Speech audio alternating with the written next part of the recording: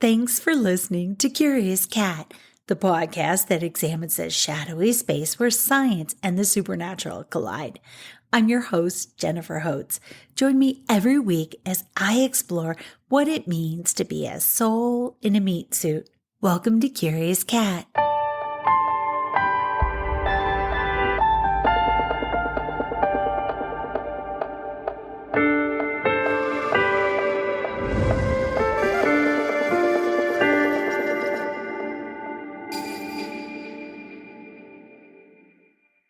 This week is yet another segment in an accidental mini-series on angels.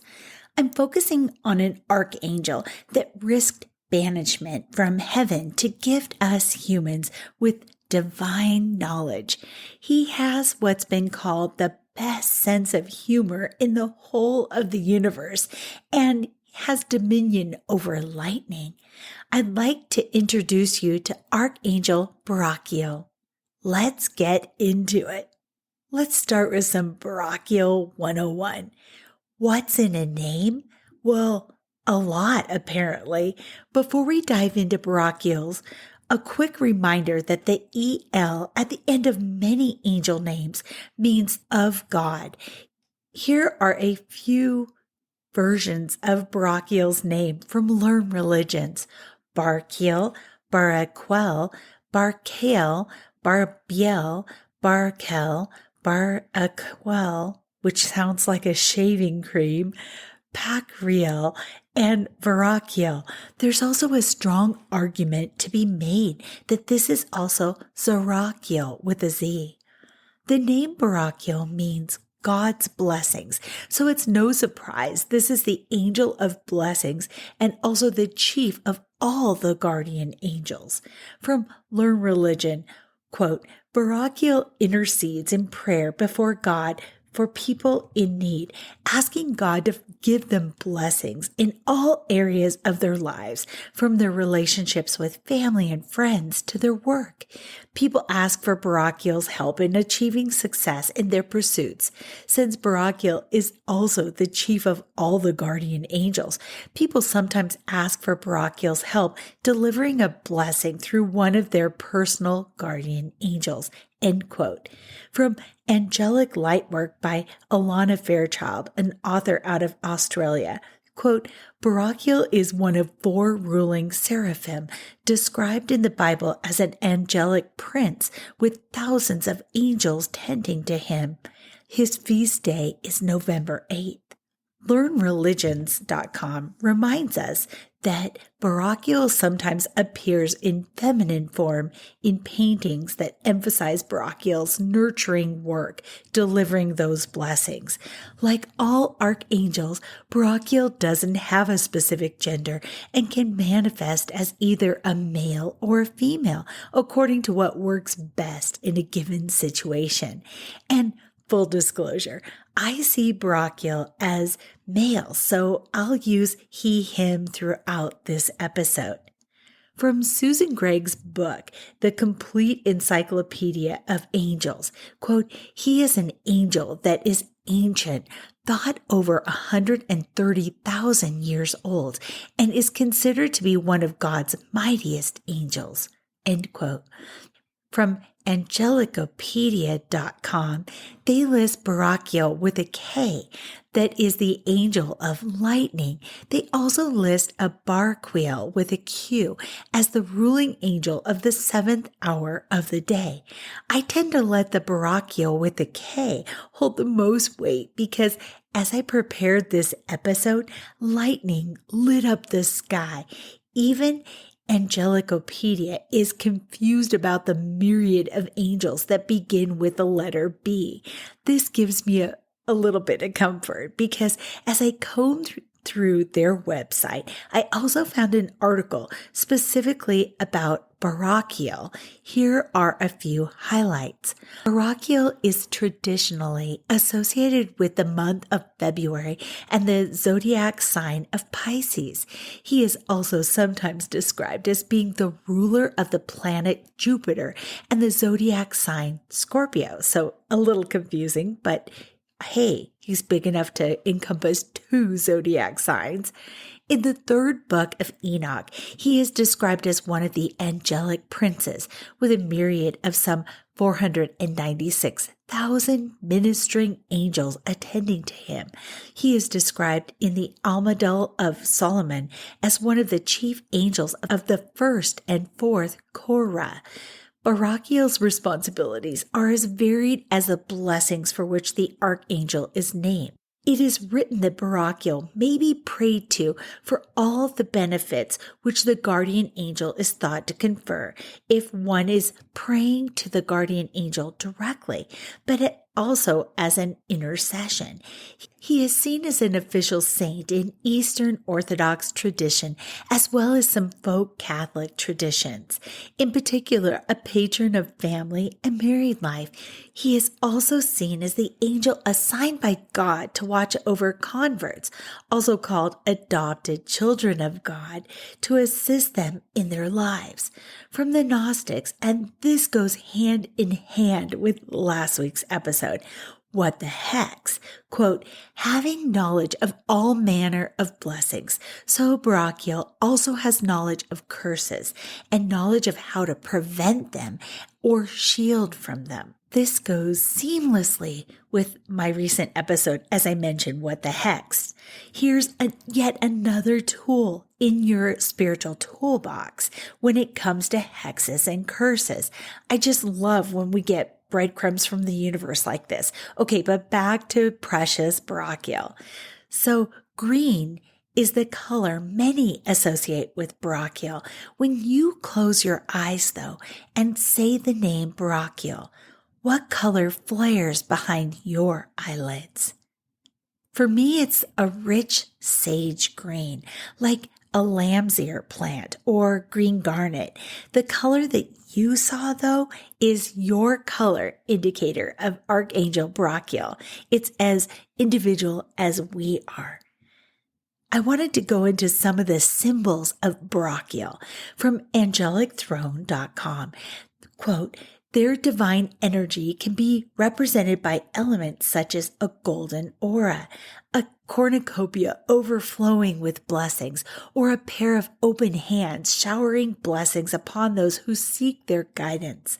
Another source says, quote, in iconography, Barachiel is sometimes shown holding a white rose against the chest or with rose petals scattered on the clothing, particularly the cloak. The scattering of rose petals was to symbolize or represent God's sweet blessings showering down on us. End quote. And one more source. In Roman Catholicism, Barachiel is depicted holding a bread basket or a staff, both of which symbolize the blessings of children that God bestows on parents. One final source on the depictions of Barachiel from Alana Fairchild's Angelic Lightwork.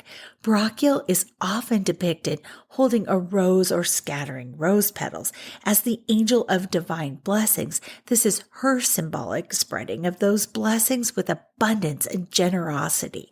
The rose is a sacred symbol representing love, divinity, and the universal mother and the sacred heart, as well as the soul's ability to go through growth processes, protect itself from interference, and bloom in glorious beauty, bringing healing into the world.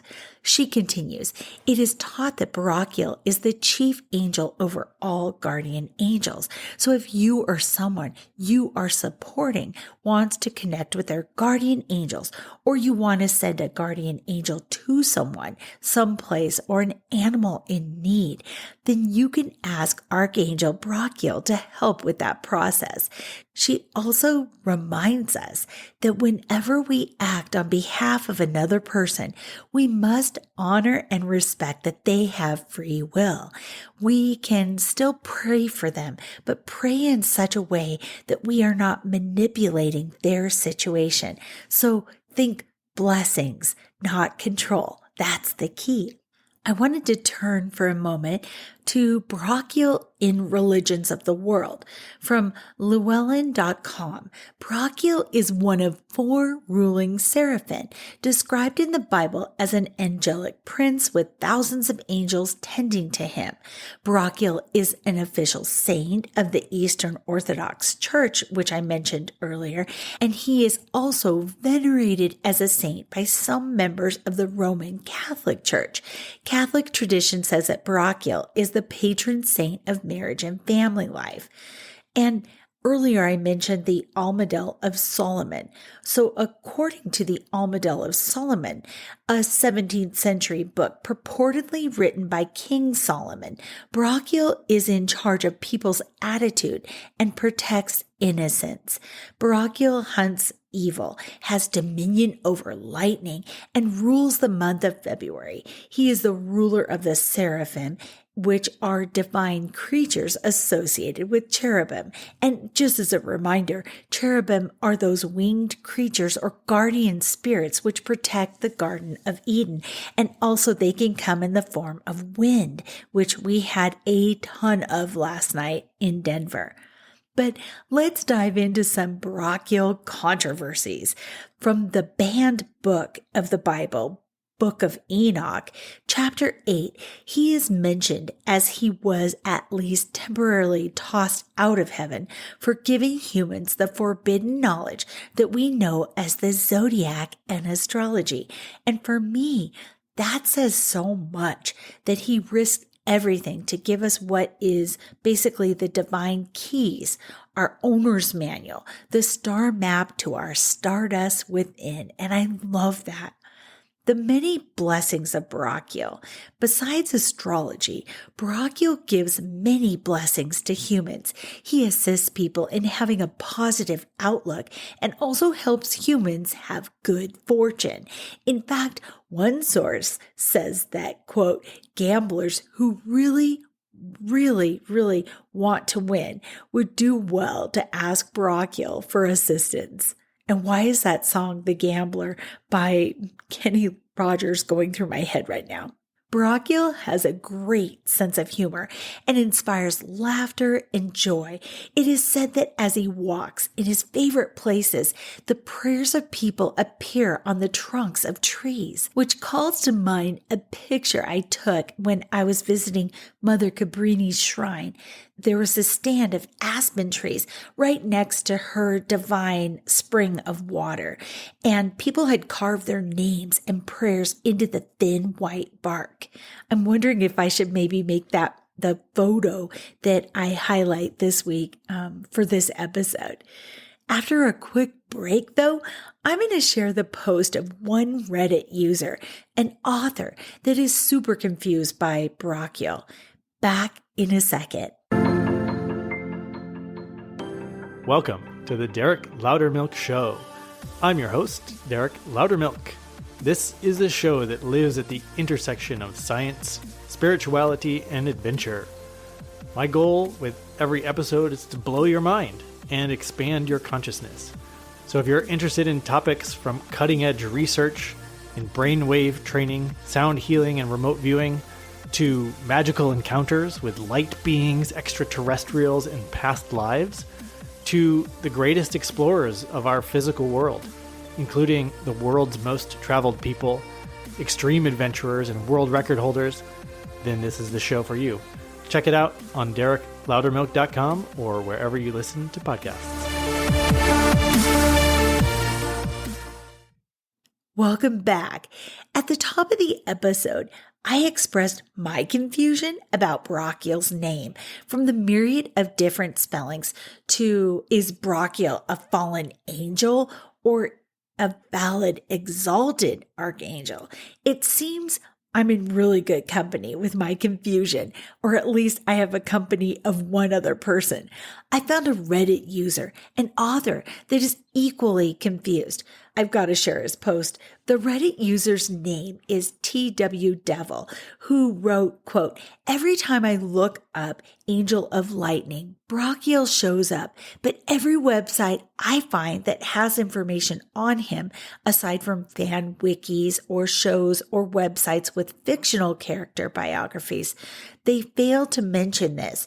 The top link on Google search is even a link to the Wikipedia article talking about Barachiel, but within the article itself, there is zero mention of a correlation between Barachiel and lightning. To add further confusion to the pile, should one go look at the list of theological angels, also on Wikipedia, Barachiel once again shows up and in his description is called the angel of lightning. But of course, as mentioned above, once you actually open his article, there's nothing there that even remotely mentions this. I've been a fantasy writer for over a decade at this point, and biblical fantasy, if you can call it that, is my favorite genre to write. So I've done some extensive research over the years regarding works on angels, demons, hierarchies of heaven and hell, the works. However, this thing with Barachiel continues to confuse me to this day.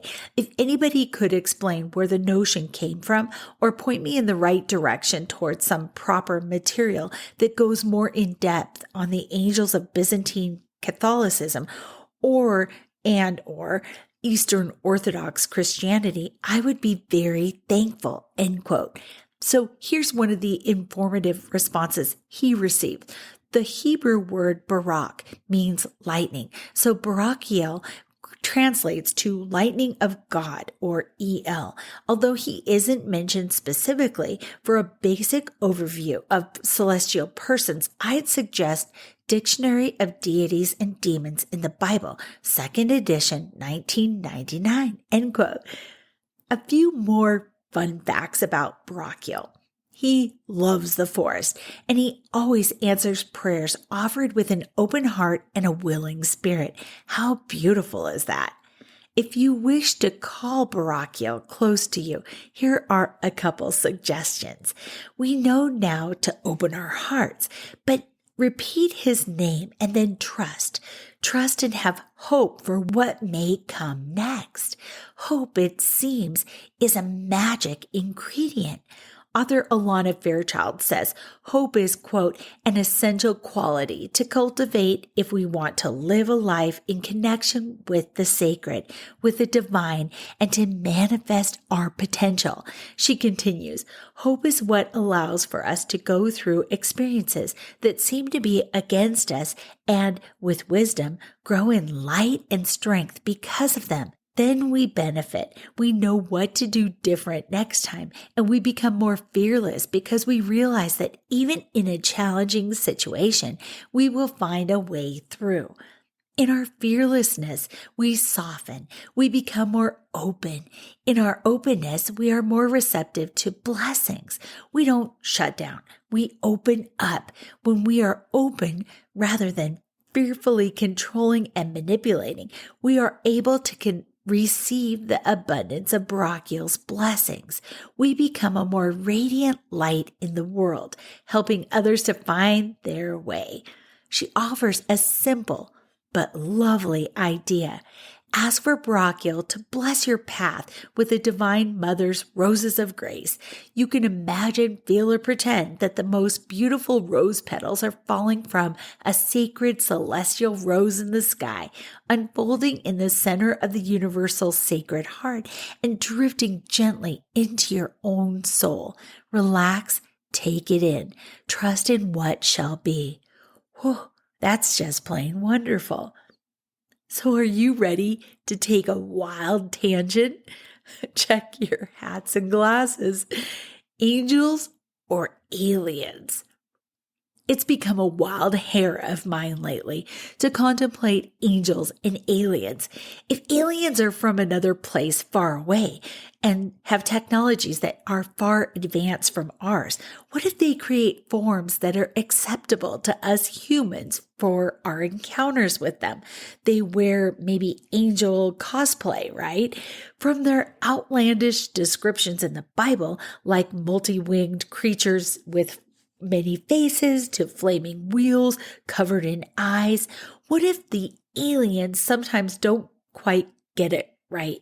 It's not a unique thought I admit, because author and academic Diana Pasolka has been doing research in the Vatican's archives in this vein, asking if alien and angel encounters are one and the same. Or what if they are completely separate beings, but the aliens, again, are trying to fit in with humans, so take this form when a person is religious. There's an account of a husband and wife in D.W. Pasolka's most recent book, whose dog was gravely ill, and both husband and wife begged for a greater power to intercede and heal their dog. The wife is religious. The husband is more of a techie and skeptical of all the things that are church related. Standing in the same room, they had an encounter with something that answered their prayers and healed their dog completely. In the case of the wife, she reported seeing an angel, while the husband swore up and down what he saw was a stereotypical alien. I'm reading a book, Wonders in the Sky, written by authors Jack Vallée and Chris Aubeck, and the following from page 10 relates, quote, "Consider the following incident, which transports us to the year 438. An earthquake has destroyed Constantinople. Famine and pestilence are spreading. The cataclysm has leveled the walls and the 57 towers. Now comes a new terror, even stronger than all the previous ones. Nicephorus, the historian, reports that in their fright, the inhabitants of Byzantium, abandoning their city, gathered in the countryside. Quote, they kept praying to beg that the city be spared total destruction. They were in no less danger themselves because of the movements of the earth that nearly engulfed them, when a miracle, quite unexpected and going beyond all credence, filled them with admiration." End quote. In the midst of the entire crowd, a child was suddenly taken up by the strong force, so high in the air that they lost sight of him.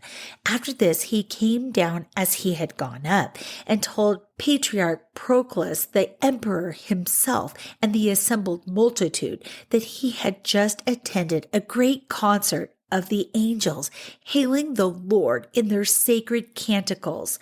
So angels or aliens?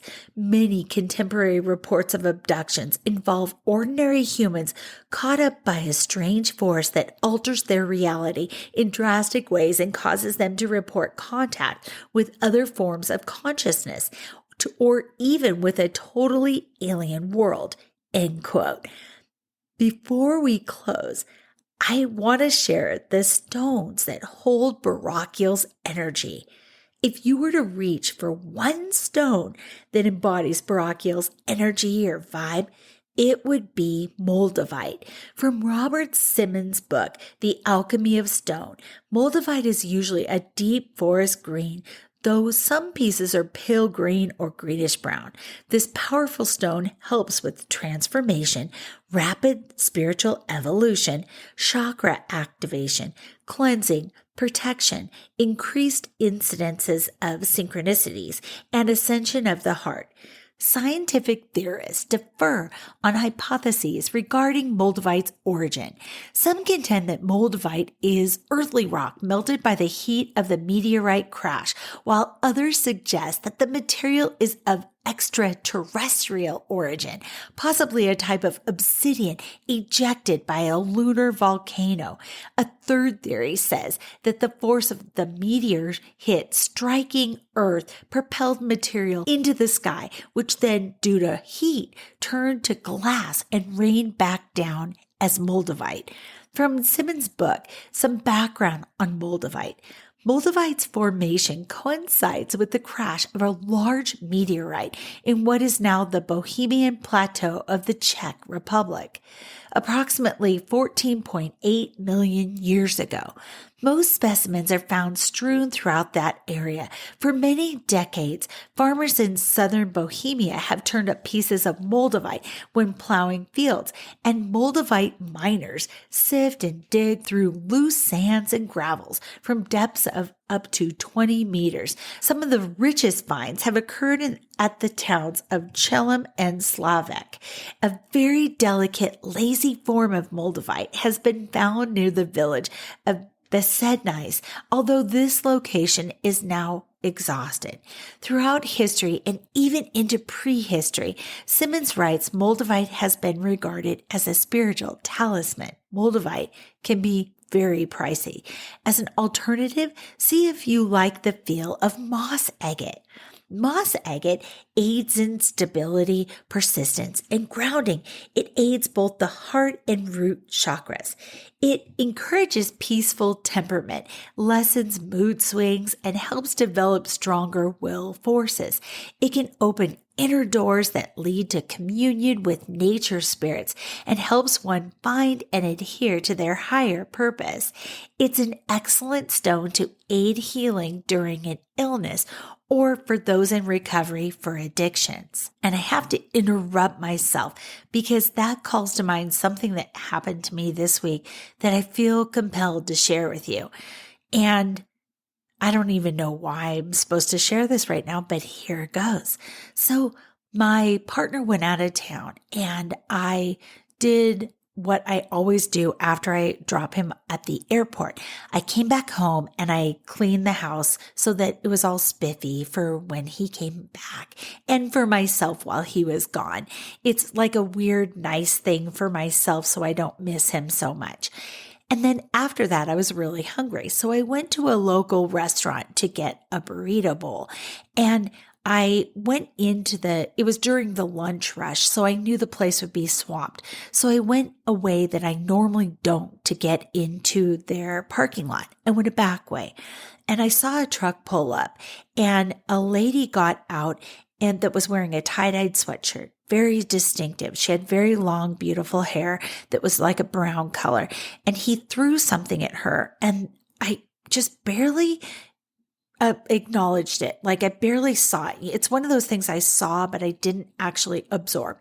So because I was thinking about parking my car, I don't know, I'm parking too close to the car next to me.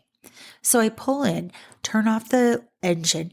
And when I get out of the car and grab my purse and everything for the burrito place, because I was going to eat my food there, I see her and she's crouched by a pony wall that is where a dumpster is, but she's on the other side and she's clearly crouched down and she's doing drugs. So one of the things that the guy had thrown at her were drugs or something, drugs and maybe some cash. So clearly it was like prostitution that had occurred so that she could earn money and some drugs. And it broke my heart. And my alarm bell started going off. And it was like, call the police, call the police. And I didn't do that. I kept walking into the restaurant and I was overcome with, and right now I have goosebumps, but I was overcome with not only gratitude that I didn't have to prostitute myself in order to pay for this little burrito bowl that was my lunch. I was absolutely grateful for that. But there was another thing, which was the alarm bell going off when I saw her to call the police. What that was, I understood in that moment, was just me, my humanity saying, please don't harm yourself. Please don't hurt yourself. And that's what that instinct was, to call the police. And in the next moment, I was like, the police aren't going to do jack. She's actually going to see them coming and probably run into this busy street and maybe get hurt. So then I got in the line, long lunch line, and I was thinking about her and I had lost my appetite because I was heartbroken for her, but I was there to get food. So I thought maybe I'll get it to go.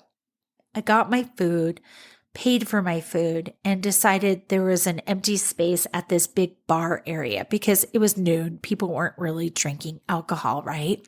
Even on a Friday, 70 degrees in Denver, they weren't really at the bar drinking alcohol yet. So I went to the far side of the bar and I asked the bartender, a young woman, can I sit here while I eat my burrito bowl? I'm not drinking alcohol, just water. And she said, absolutely, eat wherever you like. So I was eating my food and I had my book out that I was reading, researching for this episode. And I hear this voice next to me. I don't turn and look yet, but this woman says, I'd like a margarita, a big margarita. And the bartender says, would you like salt around the rim? She goes, yes, salty like me. And she says, and I can just feel all the judgmental stares from the restaurant. Yes, I'm drinking alcohol. I have to pick up my 4-year-old in an hour. And, I know a lot of parents that do a lot worse than day drink to take care of their kids. I turn to the left and it's the same woman. It's the same woman that had, I'm trying not to cry. She'd gotten out of the truck. She was doing the drugs and now she was in drinking a margarita and she's talking about her 4-year-old son that she has to pick up. I think what she was saying, I was the only one in proximity and I dressed up nicely so that I looked nice. I don't know why to bring my partner to the airport. And so I think that she had made all sorts of judgments about me and I had clearly made all sorts of judgments about her. And really none of those mattered because she was talking about her kid. And it just made me sad. And then she went on to say that she was talking to the bartender, and the bartender asked her, do you want a shot of tequila with a lime like last week? Which I thought was kind of a passive aggressive way of saying to everybody in vicinity, this lady does this every week. This isn't atypical for her. So it was really another judgment laid on this woman with the tie-dyed sweatshirt. And whether her choices were my choices, she was doing the best she could in that moment. So my appetite is completely gone now. My heart is broken. I'm sending love and I don't know what else to do because my angels, I'm like, they put her in my path. Am I supposed to say something? Is there a 1-sentence intervention that's going to change the course of her life? Like there is nothing I could say in that moment that would change her trajectory. I felt so helpless. I felt so sad. I felt so worried about the kids. Because she mentioned that she's a nanny for other kids too. So she's going to pick up her son and take him to some parks with some other kids that she nannies.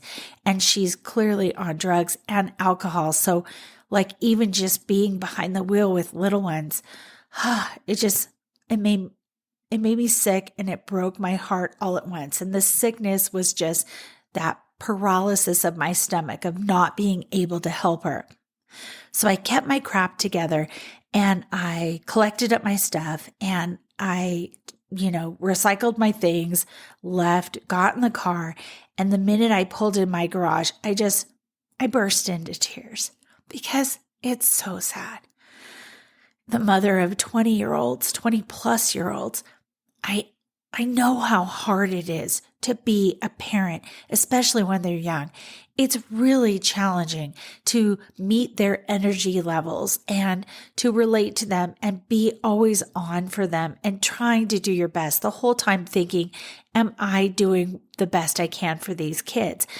But then this overlay of how fast it goes so effing fast because I can remember my kids at that age and they're independent, like grown ass adults right now. And they're just thriving. And it went so fast. And then her and her addiction problems, the whole thing just broke my heart. And I came inside and I stooped over the kitchen counter and I cried. I cried for her. I cried for the kids. And I thought, what can I even do? Was I supposed to do something more in that moment that I didn't do? It was like this guilt and shame. And then I remembered the angels are always there to help us. Always. They're just waiting to assist us. Armies of angels. My God, they're waiting to help. So that's when I stopped. And I stopped feeling like crap for not doing enough in the moment physically. And I asked the angels, can you check with her higher self? And can you, if she says it's okay, if her higher self says it's okay, can you send angels to help her, to intercede in some way, or give her a perspective shift, a perspective change, something that shows her how tender those years are with this boy she has and these kids that are in her charge. Whatever the thing is, whatever you think is in the best interest of her and all around her. And I just wanted to send also a big injection of love. And that's what I did. And that was it. That was what I was supposed to do. I was supposed to, like those molecules that behave differently in physics that they've observed, I was supposed to observe her. I was supposed to run into her and actually see her as she is, no mask, she didn't know that I was observing the whole story start to finish. And actually it was just a piece of her life. I don't have any perspective of what got her to that point, but I could say I had gratitude that I didn't have to do any of those things to get my burrito bowl at its very base level. And then also just to send love. That's all I was supposed to do. The judgment didn't do shit for me, didn't do shit for her. It was supposed to be love. And also to observe her, to ask permission of her higher self to send some angels her way. I will never know how her story went from there, but I have peace of mind knowing that the angels were a part of it.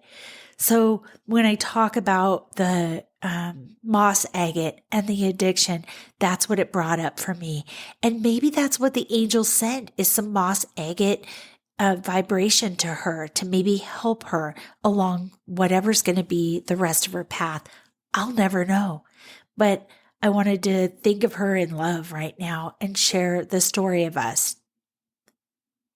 So, moss agate. One final stone that comes with less trauma is apatite, specifically green apatite. This stone smooths the path to knowledge of the heart, relaxation, revitalization. It aids the heart, the throat, and the third eye chakras. This stone aids over healing and refreshment, healing the heart. It brings optimism and generosity and facilitates prosperity consciousness and abundance of health and happiness.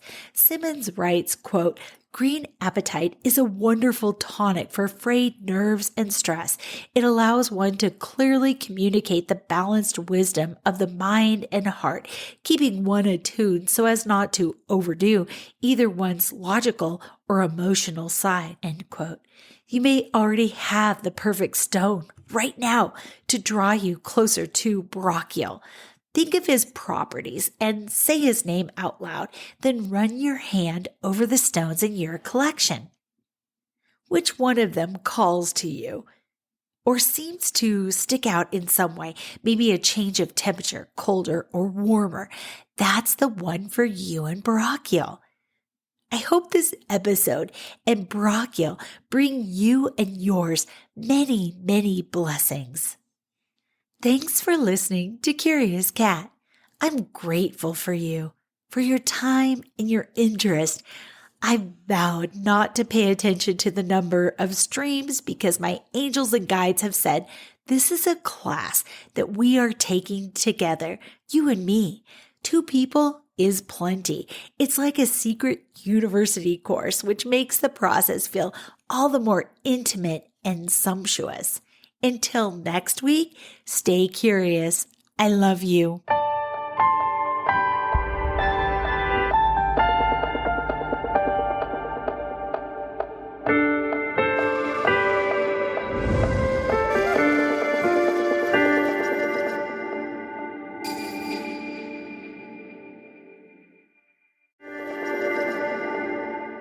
Hey, you.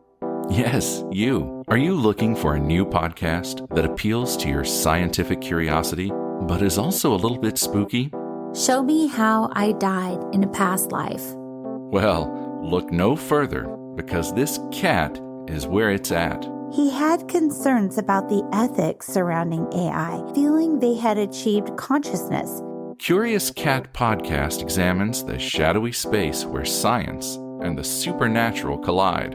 Listen every week with your host, Jennifer Holtz, as she and her guests explore what it means to be a soul in a meat suit.